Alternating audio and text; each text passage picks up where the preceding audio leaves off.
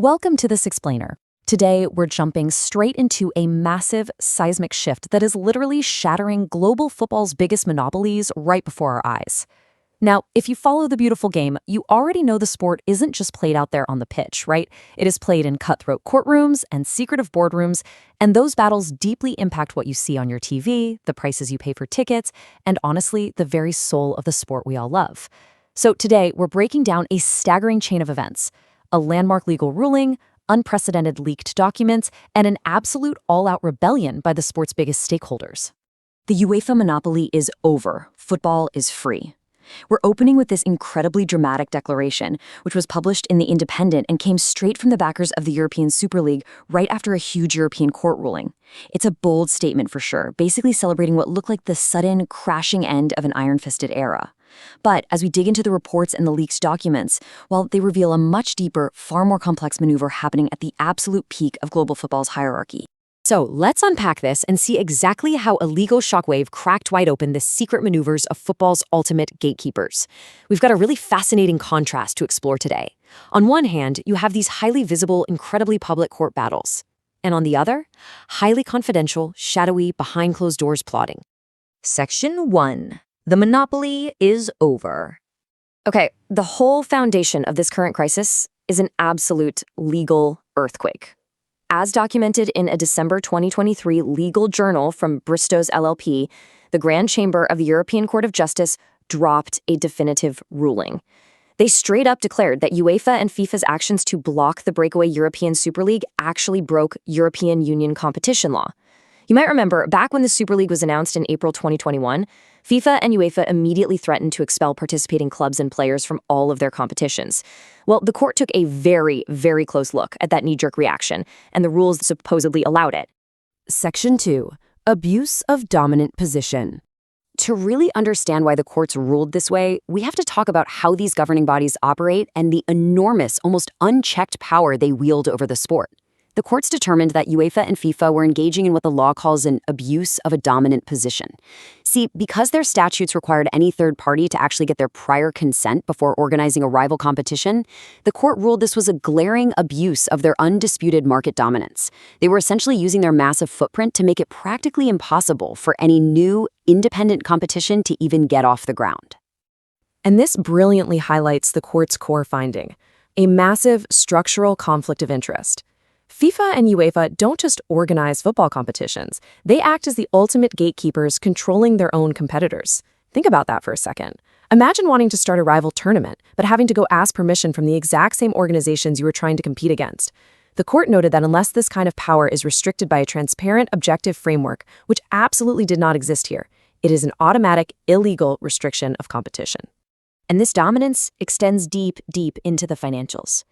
By controlling exclusive broadcasting rights, they essentially act as a referee who also happens to own one of the teams. It restricts competition by design. The court highlighted that this setup gives them an effective monopoly over the main source of revenue for these competitions. It creates this impenetrable closed loop where the governing bodies dictate all the terms, hoard the money, and block any outside innovation. Section 3. The secret FIFA Super League. All right, here is where things get really wild, the ultimate plot twist. While FIFA was out there aggressively fighting the Super League in public, what was FIFA actually doing behind closed doors? The contrast here between public outrage and private action is just unbelievable. According to leaked documents reported by Goal.com and The Guardian, FIFA president Gianni Infantino was secretly drafting a term sheet for a breakaway competition as early as October 2020. Yet, fast forward to April 2021, when the Super League officially launched to massive public and political backlash, Infantino literally stood before the FIFA Congress and claimed FIFA could only strongly disapprove of the project. And according to those leaks, Infantino didn't just want a slice of the pie, he wanted to own the whole bakery. The drafted term sheet revealed he demanded a total rebrand of the project to the FIFA Super League. He was after an extensive 12-year commercial partnership that would hand FIFA complete commercial operation of the league. But, most shockingly, he reportedly requested an unprecedented golden share for himself. That's essentially a supreme veto power that would have given the FIFA president immense personal and institutional control over the biggest clubs in world football. Section 4. The European League Revolt. So, as you can probably guess, once these secret power grabs and massive commercial maneuvers came to light, it triggered an absolute ecosystem-wide backlash. The stakeholders who actually run the day-to-day sport were furious. As reported by the Economic Times, a literal crisis meeting was held in Rabat, Morocco.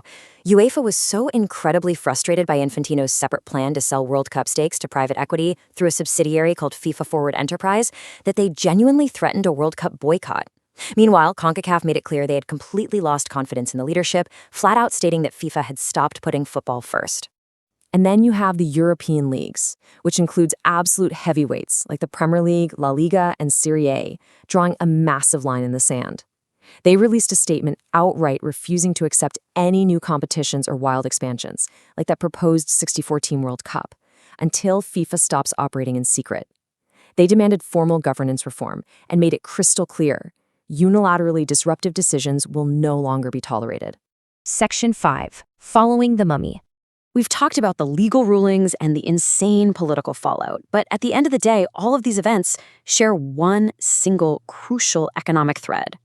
To truly understand this crisis, we just have to look at the underlying financial motives. Whether it's the European Court of Justice striking down broadcasting monopolies, or the internal revolt over selling off World Cup profits to private equity via FIFA Forward Enterprise, we are really just following the money through an ongoing high-stakes corporate power struggle. Every secret term sheet, every proposed tournament expansion, it all ultimately boils down to one thing: who controls the billions of dollars generated by global football? Which leaves us with this final provocative thought for today's explainer. As the dust slowly settles on these historic court rulings, and as leaked documents continue to expose the hidden ambitions of the sport's so-called leaders, who truly owns the future of football? Is the game actually free now, or is it just waiting around for a brand new gatekeeper to take control? Thank you so much for joining me for this explainer. Keep questioning what happens behind the scenes, and as always, keep learning.